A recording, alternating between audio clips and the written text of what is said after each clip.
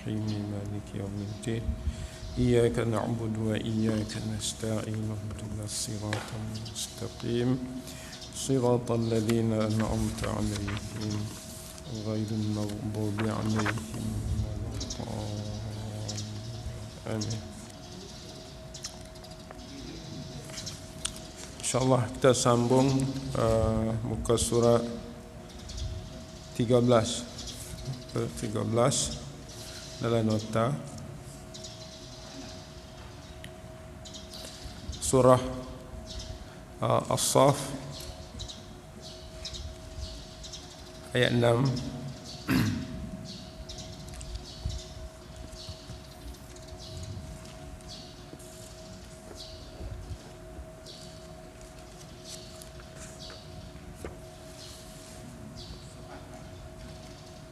Surah As-Saff ni berada pada muka surat 552. Ha? 446 ke? Muka surat 446. Ya ke?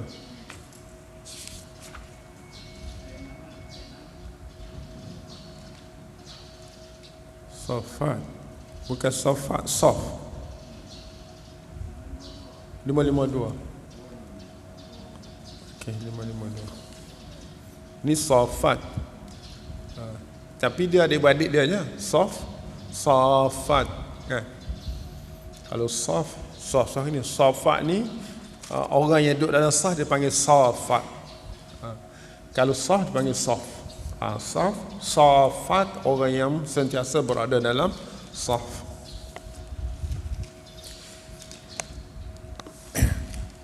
Malaikat lah Safat ni, malaikat. Okay, kita baca dulu ayat 6.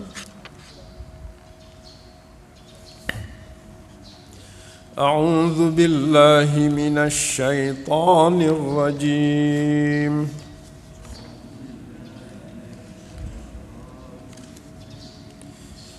Bismillahirrahmanirrahim.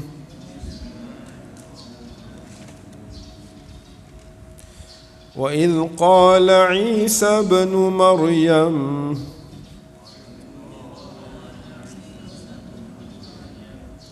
Ya bani Israil inni rasulullahi ilaikum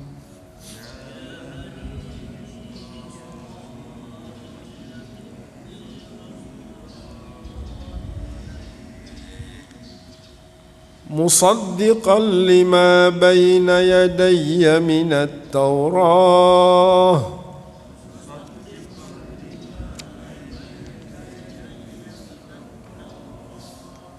ومبشرا برسول يأتي من بعد اسمه أحمد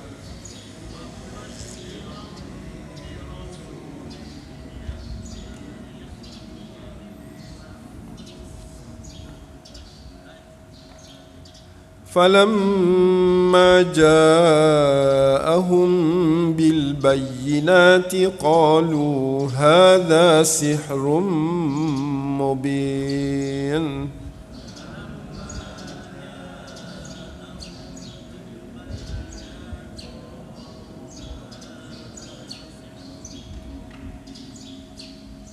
صدق الله العظيم.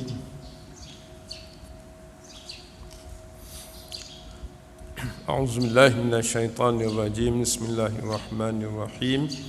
الحمد لله رب العالمين وبه نستعين والصلاة والسلام على رسول الله الأمين وعلى آله وصحبه أجمعين.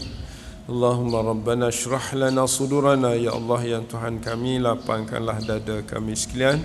Wa yassir lana umurana, mudahkanlah segala urusan kami. Waj'alna minal ladzina yastami'una al-qawla fayattabi'una ahsanah. Dan jadikanlah kami ya Allah orang-orang yang sentiasa mendengar, mempelajari ayat-ayat-Mu, kemudian mengambil apa-apa yang terbaik daripada pengajian ini. Allahumma ja'alna min ahli al-Quran ahlullah wa khassatuh. Ya Allah, jadikanlah kami ini orang yang ahli dalam Al-Quran. Mereka itulah ahli Allah dan orang khas Allah. Allahumma rzuqna as-sakinah wal rahmah wa du'a al-malaikah wa dzikrallahi fi man indah.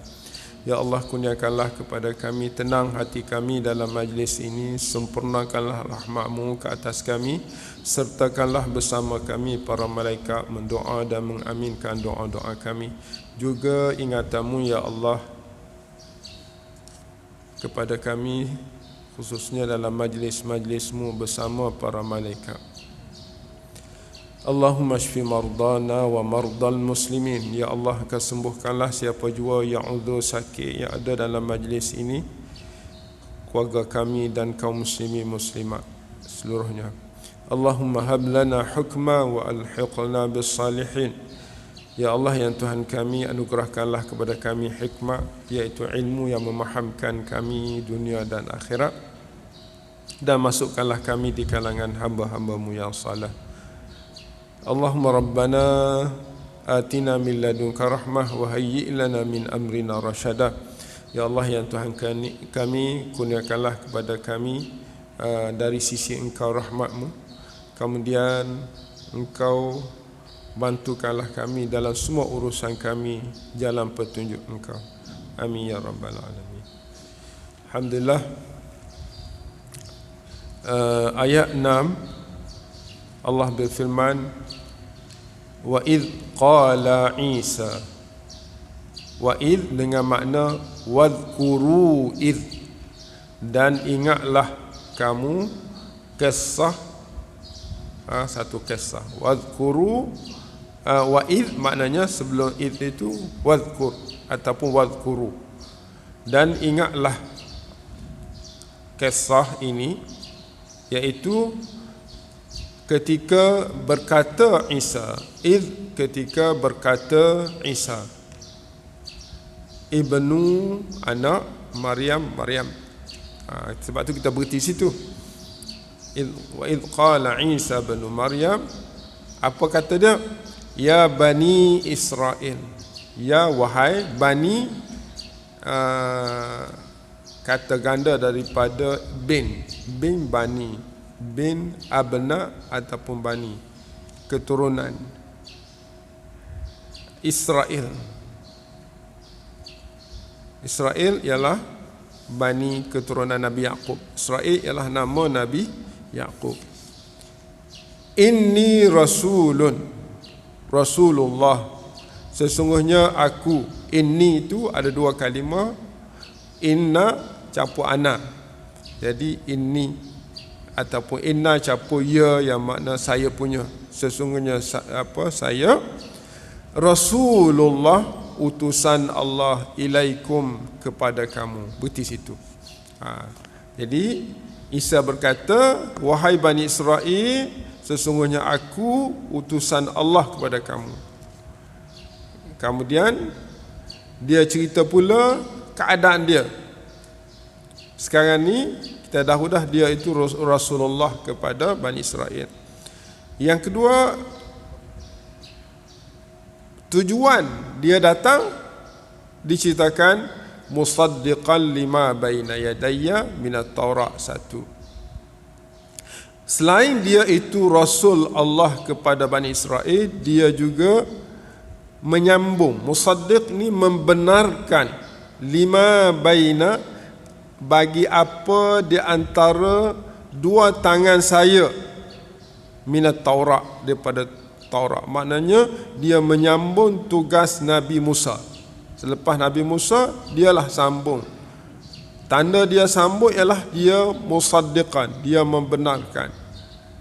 Dan yang ketiga ialah wa mubashiran, dia seorang yang membawa satu berita baik. Mubashir ni bawa berita gembira. Berita gembira,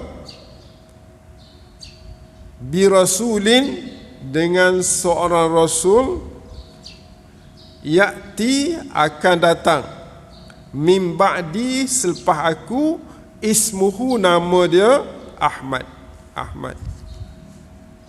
Okey, nama dia Ahmad. Okey. Ahmad maknanya yang paling terpuji. Ahmad dengan paling terpuji. Falamma jaa, habislah. Sekarang ni berita yang dibawa oleh Isa. Dan mereka Bani Israel ni terimalah berita ni. Kan?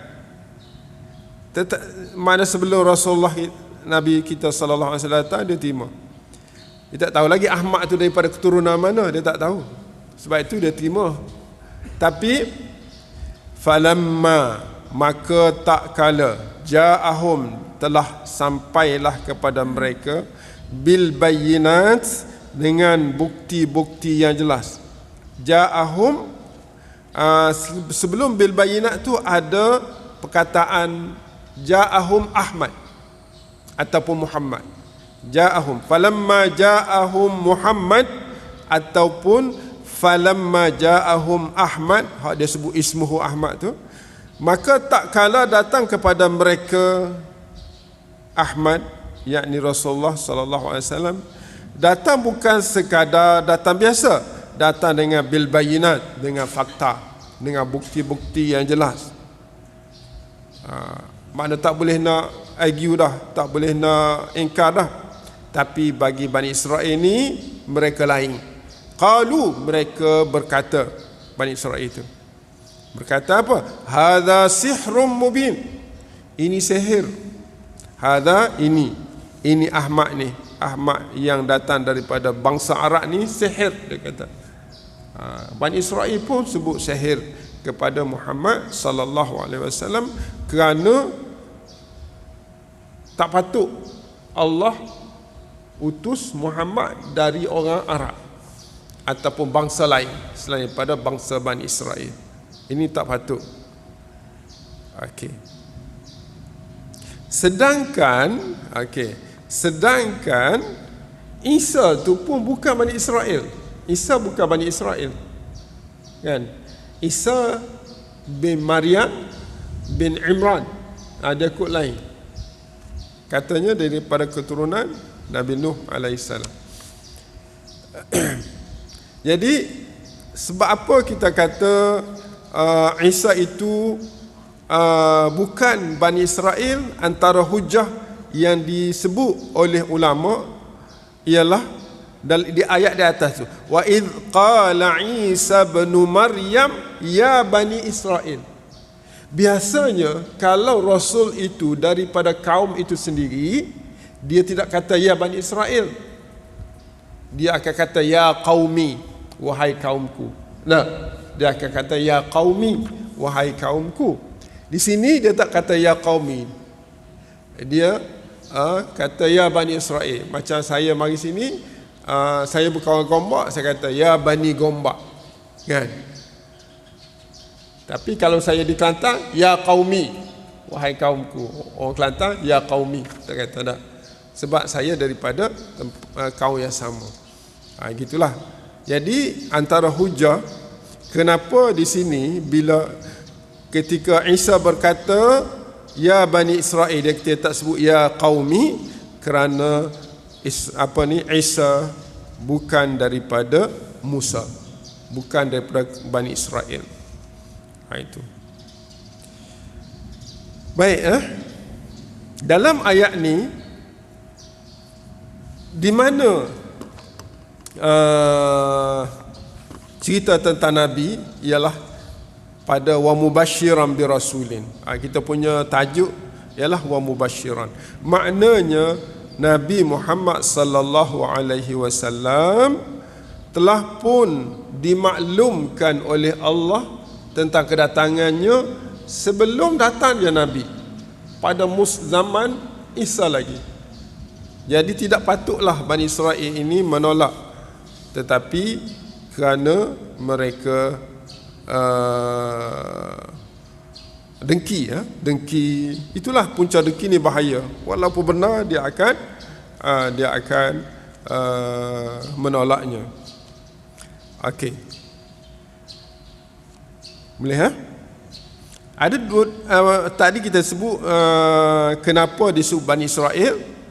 Kerana dia Isa tu bukan daripada Bani Israel. Dia tak sebut ya qaumi. Yang kedua di sini Allah menggunakan wa mubashiran. Biasanya mubashiran digunakan tentang syurga. Tentang syurga. Kan Nabi kan tak? Dia datang nadhiran bashiran wa nadhira, ataupun mubashir nadhiran wa mubashiran, kan? Mubashiran bil jannah bagi orang mukmin, kan? Tapi dalam ayat ni mubashiran diguna kepada diri Nabi sallallahu alaihi wasallam. Diguna kepada diri Nabi yang dimaklumkan oleh Nabi sebelum Nabi Muhammad sallallahu alaihi wasallam, bahawa Nabi datang ini sebenarnya berita gembira kepada umat. Allahu akbar. Kedatangan Nabi sallallahu alaihi wasallam adalah berita gembira. Seolah-olah bahawa Rasul inilah yang merupakan penyebab kita ke syurga. Kerana kita orang mukmin, khabar mubashiran bil jannah dengan syurga, maka sebelum kita di khabar gembira dengan syurga, kita di mubashiran dengan Rasulullah sallallahu alaihi wasallam. Subhanallah, besarnya Nabi sallallahu alaihi wasallam, sehingga kita diminta untuk berselawat. Wahai orang yang beriman, selawatlah kamu ke atas Nabi. Allah dan Rasul berselawat, Allah dan malaikat berselawat, kamu hendaklah berselawat ke atas Nabi sallallahu alaihi wasallam dan salam ke atas baginda sallallahu alaihi wasallam. Di sini pula disebut wa mubashiran bi rasulin. Okey, baik. Perkataan lain yang kita perlu highlight di sini ialah Allah sebut wa mubashiran bi rasulin ya'ti min ba'di ismuhu Ahmad. Kita sebut Ahmad ke Muhammad? Muhammad kan sallallahu alaihi wasallam. Baik, apa beza kalau kita sebut Ahmad dengan Muhammad? Kan? Dia sama-sama makna terpuji, cuma bila mula-mula datang dialah Ahmad. Dialah Ahmad yang paling terpuji. Bila dia sampai kat kita, bersama kita, akan digelar Muhammad, kerana dia berterusan. Muhammad ni berterusan terpuji, yang dipuji sentiasa. Muhammad yang dipuji sentiasa. Sebab apa yang dipuji? Sebab dia Ahmad, dia yang terpuji. Itu beza antara Ahmad dengan Muhammad. Ahmad terpuji, Muhammad yang dipuji sentiasa sampai kiamat, kerana dia Ahmad. Kerana dia Ahmad. Kalau orang tanya, kenapa engkau Muhammad itu makna yang dipuji? Kerana dia Ahmad, kerana dia yang paling terpuji. Sebab apa dia digelar Karim? Karim, yang paling mulia. Sebab dia Akram. Karim, Abdul Karim, orang doa tu, maka dia akan diberi Allah mulia sebab dia adalah Akram. Akram, gitulah. Baik, tuan-tuan dirahmati Allah, kita tengok terjemah di bawah tu. Dan ingatlah ketika Isa ibnu Maryam berkata, hai Bani Israel, sesungguhnya aku adalah utusan Allah kepadamu, membenarkan kitab sebelumku, iaitu Taurat, dan memberi khabar gembira dengan datangnya seorang rasul yang akan datang sesudahku, yang namanya Ahmad, yakni Muhammad. Maka tak kala rasul itu datang kepada mereka dengan membawa bukti-bukti nyata, mereka berkata ini adalah sihir yang nyata. Okey, ada satu hadis Nabi sallallahu alaihi wasallam disebut dalam tafsir Qurtubi. Dia kata li khamsatu asma ana Muhammad, ana Ahmad, ana al-mahi alladhi yamhullahu bi al-kufr, wa ana al-hashir alladhi tuhsyaru nas ala qadamayya, wa ana al-aqib. Adalah satu hadis Nabi SAW, dia kata apa? Dia kata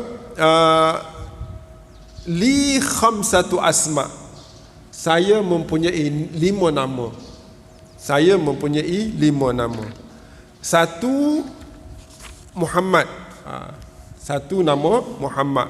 Yang kedua Ahmad. Yang ketiga dia panggil Al-Mahi. Kalau dengan bahasa Arab, Al-Mahi dengan alif lam mim alif ha pedas, ya, Al-Mahi. Bahasa Melayu tak sama je lah, Al-Mahi.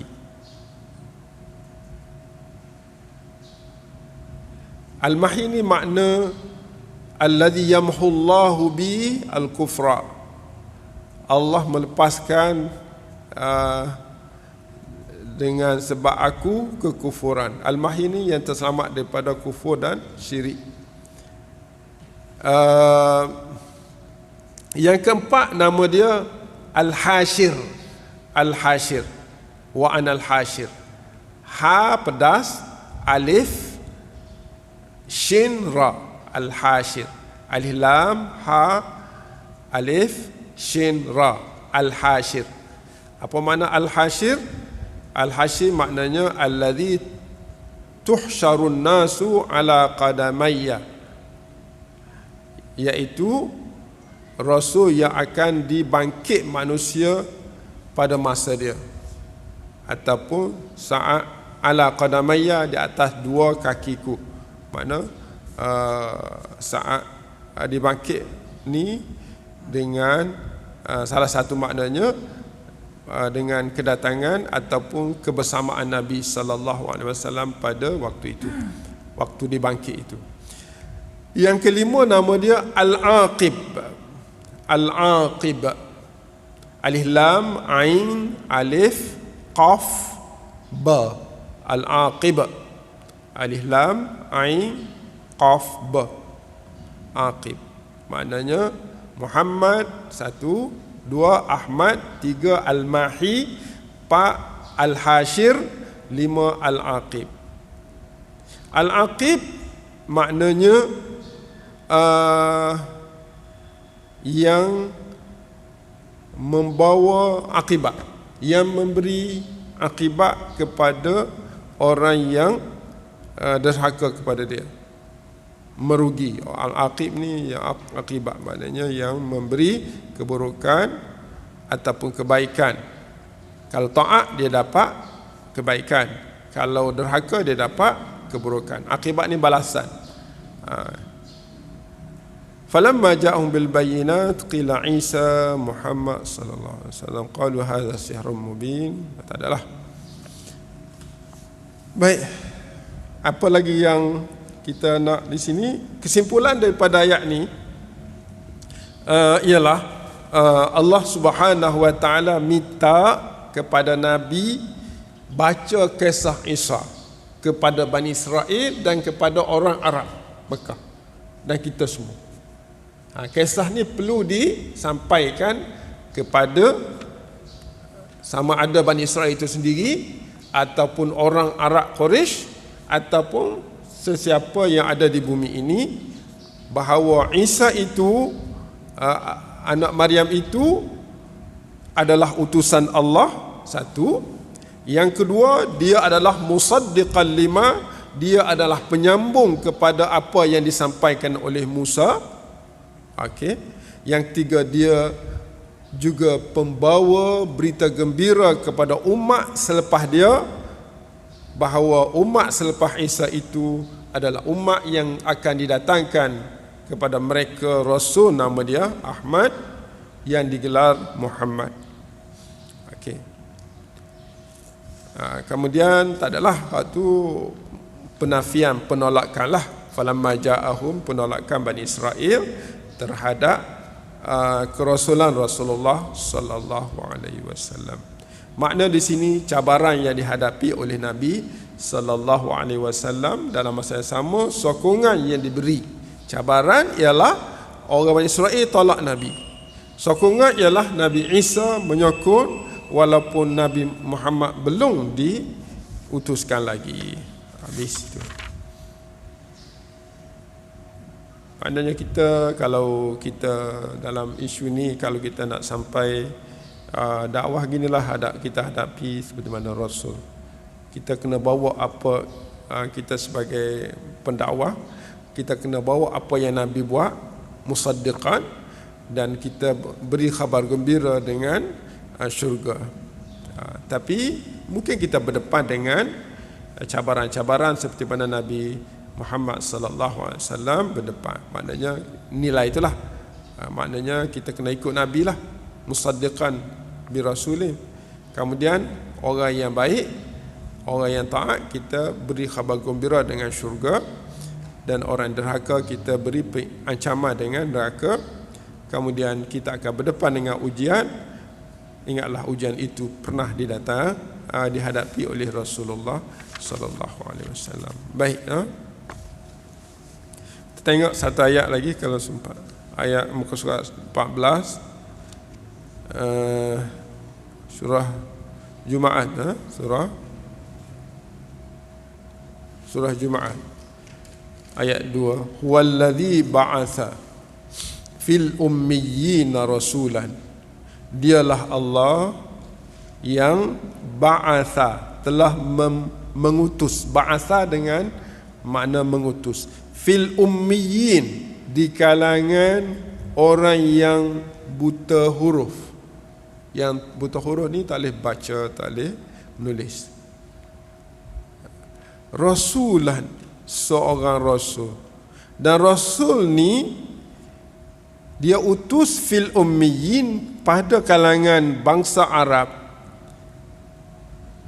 Dan bangsa Arab itu orang yang tak boleh menulis dan membaca, tetapi dia boleh cakap, hebat cakap, dia syair semua hebat.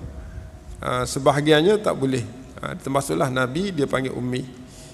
Seorang rasul minhum, dari mereka, minhum minal ummiyin. Nabi ni termasuk al-ummiyin, orang yang tak boleh menulis dan tak boleh membaca. Sebab tu dia kata yatlu alaihim, dia akan diajar oleh siapa? Oleh Allah, sehingga yatlu, dia boleh tilawah. Tala yatlu tilawah alaihim ayatihi. Maknanya sebelum Nabi sallallahu alaihi wasallam diutus majid rasul, dia adalah ummi, kan? Ummi, tak boleh menulis, tak boleh membaca. Tetapi bila dia diutus jadi rasul, malaikat Jibril ajar Nabi, kemudian Nabi boleh membaca. Ini satu hikmah dan satu nilai yang cukup hebat dalam hidup kita, bahawa walaupun kita tak boleh menulis, tak boleh membaca, tapi kalau kita menginginkan sesuatu yang penting untuk kita, kita berusaha, tetap boleh. Tetap boleh. Termasuklah kita tak boleh baca Quran, tak boleh faham Quran. Kalau kita berusaha sungguh-sungguh, akan berubah menjadi yatlu alaihim ayat, boleh membaca. Jadi Nabi SAW di kalangan ummiyin, tapi akhirnya dia yatlu alaihim, dia jugalah menjadi seorang yang hebat, membaca ke atas mereka ayatihi, ayat-ayat Allah. Yatlu ni ada dua makna, muslimin muslimat sekalian. Makna pertama, yatlu ayatil kaun, dia baca ayat-ayat kaun. Ayatil kaun maknanya dia tengok bulan, tengok matahari, dia baca tentang kebesaran Allah. Ya Allah, engkau buat matahari begini hebat, engkaulah Tuhan yang maha berkuasa, yang telah menjadikan matahari untuk manusia. Itu yatlu alaihim ayat. Itu satu makna yatlu. Yang kedua, yatlu dengan makna yatlu alaihim ayat, mana dengan ayat-ayat Quran.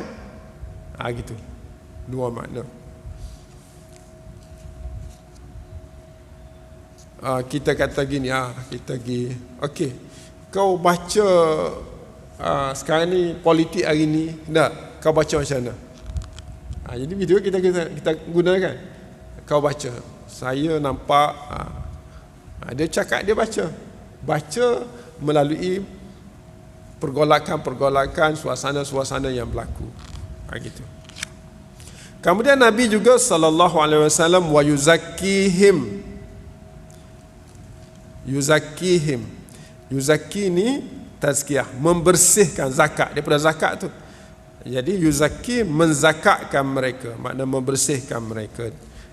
Biasanya zakat ni bersih hati, zakat ni dia bersih hati dan bersih harta. Wa yu'allimuhum alkitab, dan dia juga mengajar alkitab. Alkitab ni Quran lah. Wal hikmah, hadis Nabi sallallahu alaihi wasallam. Wa in kanu, dan jika, atau ini makna walaupun, kanu, mereka itu, min qabli al-ba'thi.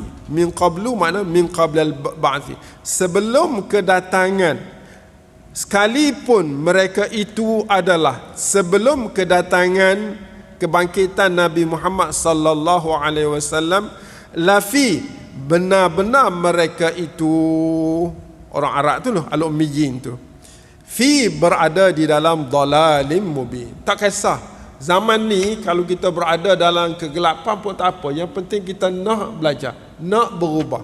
Saat jahil sekarang ni tak ada masalah, semua orang jahil, tapi sejauh mana peluang hidup ini kita ambil untuk kita belajar, untuk kita berubah, untuk kita pandai membaca, sama ada pandai membaca ayatul qaun, ayat-ayat yang Allah cipta, ataupun ayat-ayat Al-Quran, dan bagaimana kita nak bersih diri, dan bagaimana kita nak tadabbur Al-Quran dan hadis Nabi sallallahu alaihi wasallam. Sebelum ni kita memang dalal, kita berada dalam kesesatan, dan jangan kita lupa untuk kita doa di husnul khatimah. Allah makhtim lana bi husnil khatimah. Jadi kita ambil wa in kanu min qablu la fi dhalalin mubin, kita ambil doa Allahumma khtim lana bi husnil khatimah. Ya Allah, engkau akhirilah kami ini dengan husnil khatimah, sebaik-baik penyudah. Ni kan orang Arab dulu ummiyin, tapi bila Nabi datang dia berubah menjadi mampu membaca ayatul kaun, mampu membersih diri, mampu mentadabbur Quran, dan mampu mempelajari hadis Nabi sallallahu alaihi wasallam. Dalam arti kata yang lain, untuk kita hebat di dunia dan akhirat, kita kena lalui berapa tu? Satu, yatlu alaihim ayati, pandai membaca nilai-nilai ciptaan Allah. Yang kedua, mampu membersih diri kita. Nak bersih diri dengan apa? Dengan semayang, dengan zakat, dengan puasa. Itu tazkiyah an-nufus dia panggil. Bersih diri melalui sembahyang, puasa, zakat, haji. Itu boleh bersih diri. Kemudian untuk dapat ilmu, wa yu'allimuhumul kitab, dan juga wal hikmah, hadis. Kalau kita memiliki empat ni, mampu membaca tanda-tanda kebesaran Allah melalui alam, mampu membersih diri dengan ibadat kepada Allah, dan mampu memahami kitab Allah serta hadis Nabi sallallahu alaihi wasallam, kita akan berubah daripada dalal kepada apa? Lawan dalalil mubin kepada hudan siratim mustaqim. Dalalil mubin kepada siratim mustaqim. Tapi itulah. Allahu Akbar. Cantik dia punya strategi bina diri tu. Ada dalam Quran tak? Kita tengok, kenal Allah, tengok. Jadi kita tidak tertekan hidup sebenarnya. Lepas tu kita isi pula dengan ibadat, tazkiyah. Kemudian kita suburkan dengan ilmu Al-Quran dan hadis Nabi sallallahu alaihi wasallam, maka kita akan berubah daripada dhalal kepada siratim mustaqim, kepada siratim mustaqim. Allahu Akbar. Cantik Quran membina diri kita sebagai manusia yang terbaik.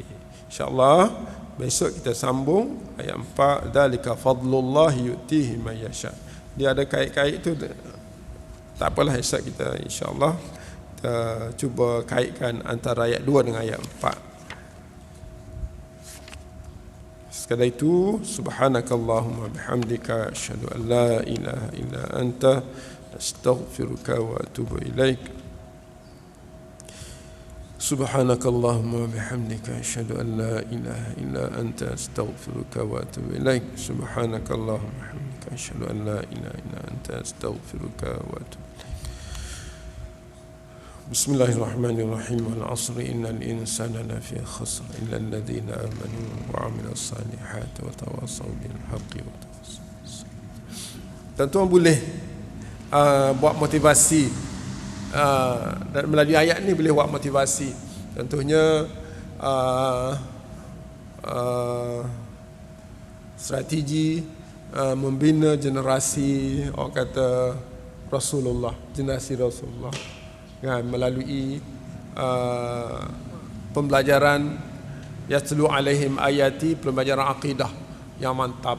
Ada kemudian wa yuzakihim, program ibadat puasa apa ni secara berjemaah. Kemudian wa yu'allimul kitab, ni tadabbur. Hadis lagi kita tambahlah, hadis ada dah yang dibawa oleh doktor Fauzi, beberapa orang yang akidah Dr. Aiman, kita dah miliki ni. Macam apa ni prinsip praktikalnya, boleh kita fikir macam mana yang terbaik.